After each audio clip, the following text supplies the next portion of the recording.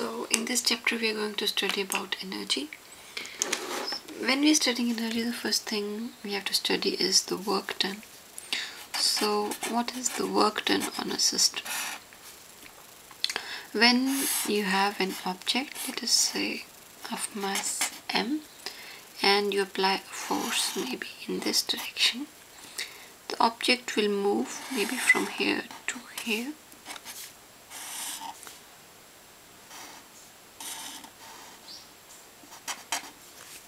So let us say you apply a force and it moves the distance, which is, let us say, delta r vector.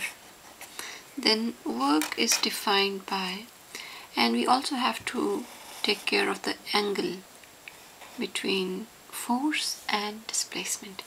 So work is defined by F vector dot delta r vector. So it means that work is a dot product of force and displacement. So whatever is the direction of force and displacement, so here the angle between force and displacement is theta. So if we have to write down it in terms of theta, it will be delta r vector magnitude into cosine of theta. By definition of dot product, we get this. Okay, so it means that if the force and displacement are at 90 degrees, suppose if theta is 90 degrees, work done will be 0. So suppose if you have an object and you apply a force 90 degrees to this object, so the work done will be 0. Okay. On the other hand, if there is no displacement, like I am applying a force, but if it is not moving, if delta r is 0,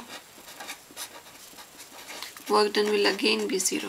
So if I hold this object for a very long time, but if it is not moving, then displacement will be 0, therefore work done will be equal to 0. Also force, if there is no force, obviously work done will be equal to 0. And so this is the basic definition of work done, and this is the work done on the system, and it also means energy. So now how does work means energy? So what we are saying is work is equal to energy.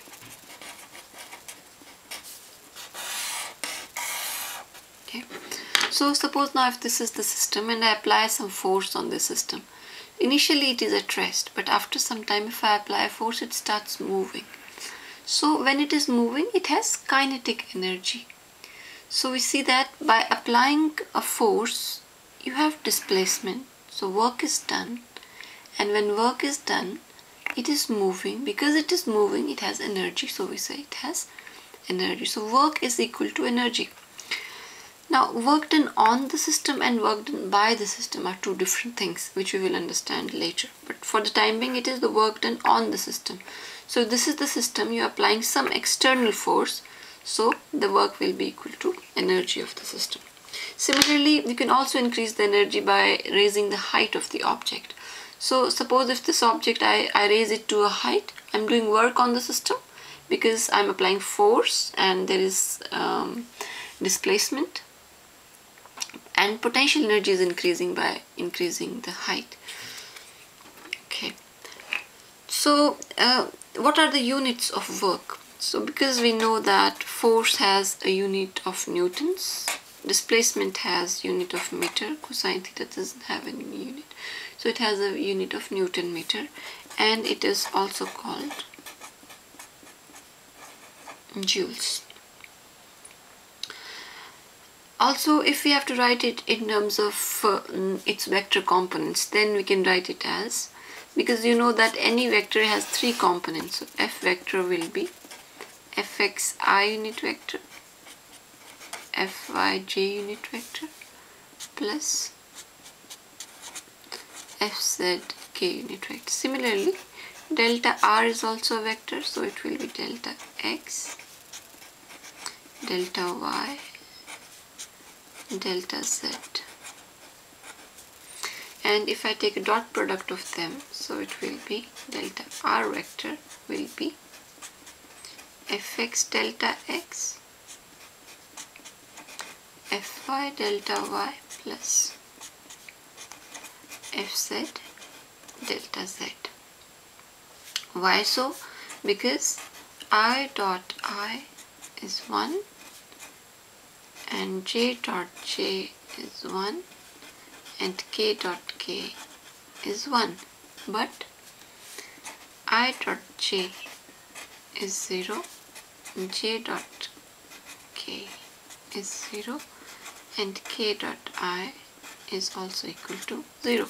So we'll have only I dot I. So fx delta x, fy delta y, fz delta z will be what we'll get from here. So it means that work done will be, so the total work done could also be written as fx delta x plus fy delta y plus fz delta z. So now in this situation, when we are saying that work done is equal to f vector dot delta r vector, or we are saying that work done is equal to this, here we are assuming that the force is a constant. We are not changing the force. So in all of this calculation, what we have assumed is that force is a constant quantity. So if force is constant, work done is F delta R cosine of theta, the magnitudes of F and delta R. Or it could also be written as F vector dot delta R vector. Okay. And what is the meaning of it? It means that there is an object and I am applying a force, and it is a constant force, so it will always move with a constant velocity. Okay. So this is what it means. But now suppose that this force is not constant. So if this is not constant, then we cannot use this relation. Okay, but so let's try to calculate how to find out work done when force is not constant. So for this, we assume first of all that you're applying the force only in the x direction.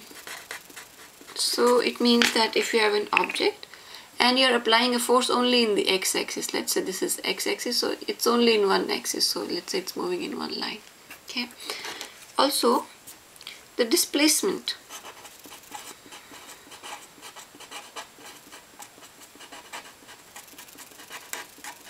is also only in the x-axis. So this means just this, that suppose if this is x-axis, so there is a force and you're moving only in one axis, only in one line. Maybe this or maybe this, if it is positive x, let's say this is the force and this is the displacement. It's always moving in one line. Okay. So if this is the case, then, so this is what we assume. And the second thing we would like to assume is that, now what is the meaning of that the force is not constant? It means that the object, it might move faster and then slower, less force and then more force and then less force and then more force. Or maybe we are applying more force and then constant, or slow down and then more force, and so on.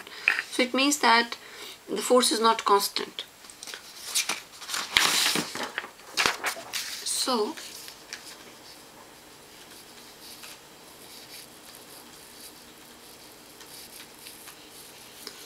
So we would like to call it work done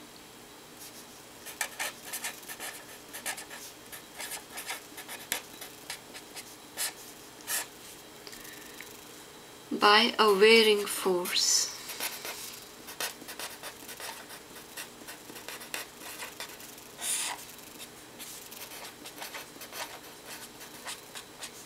Okay. Now when we are saying varying force, let us say that the force is behaving such that you have displacement in this direction and force is only in the x-axis, so we have fx, and displacement only in the x-axis, so it is along, we have only displacement in the x-axis. And suppose that the displacement is something like this, the force is behaving something like this. Let us say this is how. the force is behaving, and it is not a constant, it is not constant number, and it is some variable. Now in order to find the work done now, what do we have to do?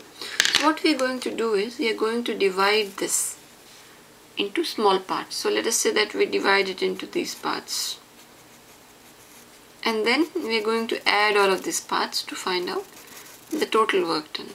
So let us say we have these parts of this area, okay, and x is varying from xi to xf. Now let us say we take one of these areas. So let us say we take this area, and let us say this is the force Fx, and the length or the displacement is delta x.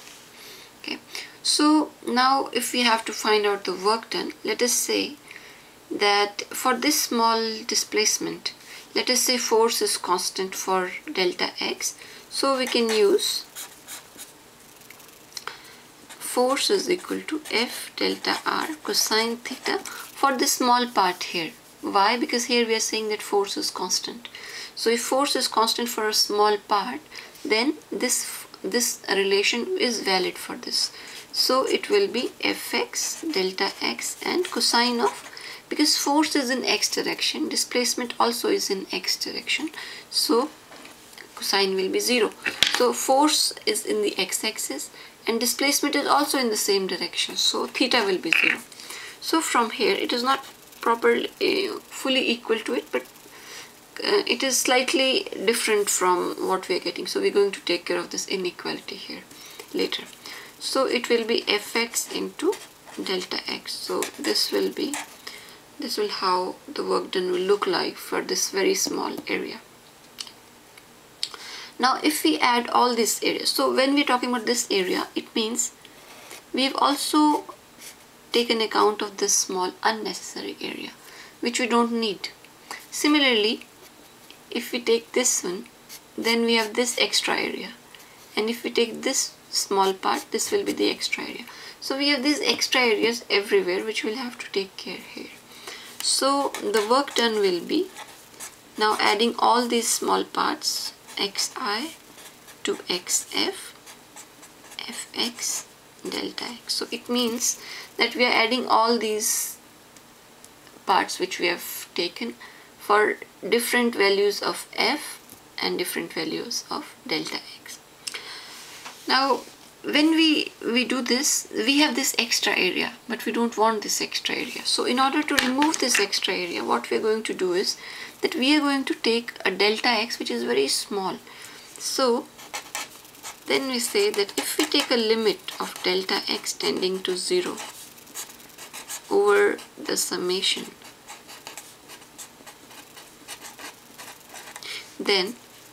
then we'll get rid of this extra part here, because now delta x will be very small, so the extra area will be very, very small. And what this means is, suppose that if this is the graph we're talking about, and let us say this is the small area initially we were taking, so we were getting this extra part here, but now we're saying that delta x is very small, so if it is very small, then extra area will be very small. So let us say this, so it will be very small because it is tending to 0. So that is why we take this limit. So if we have a limit, a summation and delta all together, then we can replace it by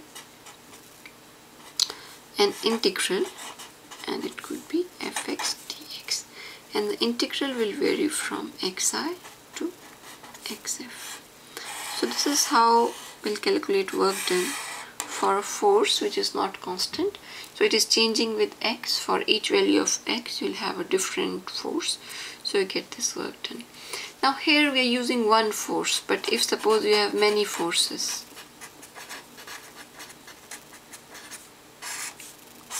if there are many forces, then the total work done will be summation of those forces xi to xf. So this will be then the total work done. Means you add all the small works to find out this total work.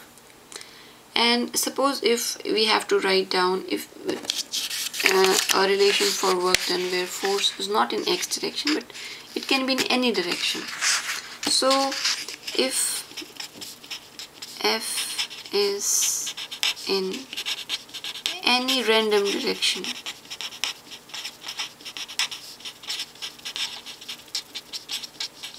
which is not precisely x or y or z.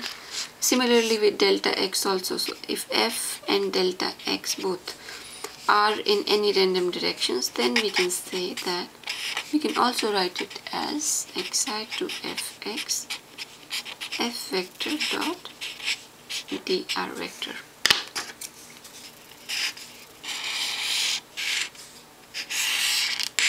So this is the situation where f and the displacement vector, they could be in any direction.